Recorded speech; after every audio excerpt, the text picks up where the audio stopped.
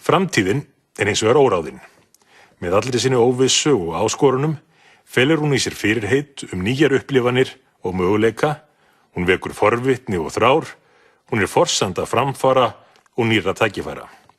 Þessi áramót eigum við að leyfa okkur að gleðjast. Tækifærin sem bíða okkar hafa aldrei verið jafn mörg og stór og þau eru nú. Íslendingar hafa náð nánast einstökum árangri við uppbyggingu samfélags á liðnum áratugum.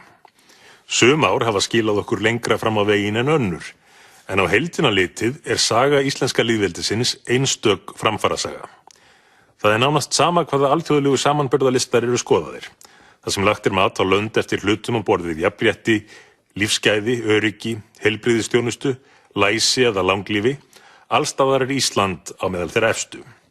Nei, gaman að sjá ykkur. Við bara komin heim. Já, við erum bara komin heim. Við erum flutt á Klakkann. Já, frábært. Og þið voru í nám þetta úti, eða ekki? Eru búin það? Já, ég kláraði master í performance marketing og Ásta hún doktor í lífeindafræði. Vá, rosaleg. Og þið ekkert vilja vera áfram að nota í Toronto? Jú, við fengum mörg bara frábært tilboð og vorum með æðisleg húsnæði. Þessi, Tristan Logi elskaði skólann sinn. Já. Svo fengum við bara tilboð sem bara við gátum ekki hafnað, sko. Nú, spennandi. Hvað það?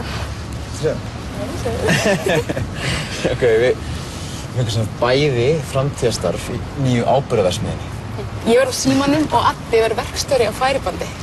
Vá. Við erum komið leiguhúsnæði upp í Grafarvoginum. Við fengum frábæran díl. Hvað, 340 skall á mánuði? 340 svo pluss hitt á rafmagn.